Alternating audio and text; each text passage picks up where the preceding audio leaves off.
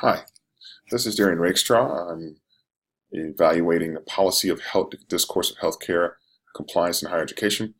My review and policy takes a look at the healthcare sector, specifically in higher education, and the overall overarching components I looked at based on 6 pillars of compliance. And starting with the leadership and governance, the review of human factors, information risk management, business continuity and crisis management, operations and technology, and more specifically, the operations and interoperability of technology within electronic health record systems, and legal and compliance. Initially, my study was to review several universities within the area, and based on the complexity of the overall approach and based upon the time constraints put upon me with the program, I decided to take a metadata analysis review based on a HIMSS report from 2015 and from a national database report from Office of Civil Rights, also from 2015. These reports include healthcare agencies as a whole, but it also includes specific surveys from universities that also have healthcare components. Within my review, my data review, I was able to determine the barriers to mitigating cybersecurity risk. And that was the main focus of the studies, was to determine why institutions and healthcare and higher education were not experiencing a great deal of success in implementing electronic health record systems, and what were the barriers to that. And the studies came back with some very similar results. In the top 3 or 4, starting with a lack of appropriate personnel, was rated at the highest at 64%, basically alluding to the reports stating users within these systems or administrators of these systems didn't have the appropriate training or were personnel that were put in these positions by attrition to lead organizations. Very, very interesting study.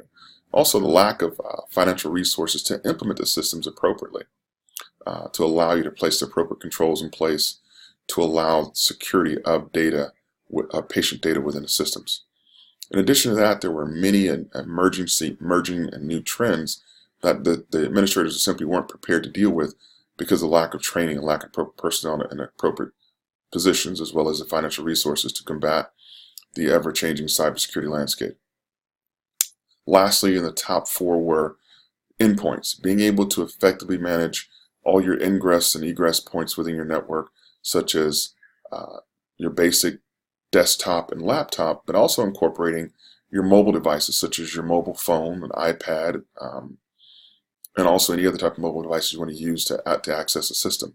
These additional components led to many breaches over the last 2 years due to a lack of understanding of how to place appropriate controls, the financial resources to manage and maintain these controls, and also having the appropriate personnel in place, which alluded to education, awareness, and training of the personnel. So that brought me to one key glaring point, was to understanding the risk. So I'll conclude this evaluation of policy study by pointing to one specific component that has many far-reaching impacts. Understanding the risk lends itself to understanding the data itself and understanding the privacy of that data. In addition, the actual classification of data once it's been identified. That led to many exposed records, to many data breaches, and a great deal of patient privacy information unintendedly or accidentally exposed. So my recommendations to organizations would be is to first gather understanding of what data content you have, identification of data, then performing a data classification piece, and looking at the actual law itself as to what use you have of patient data records.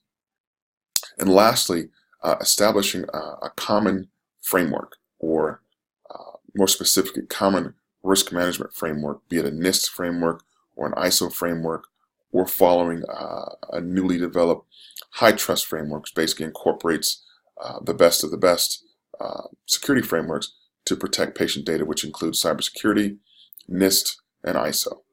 That is my study. Have a good evening. Thank you.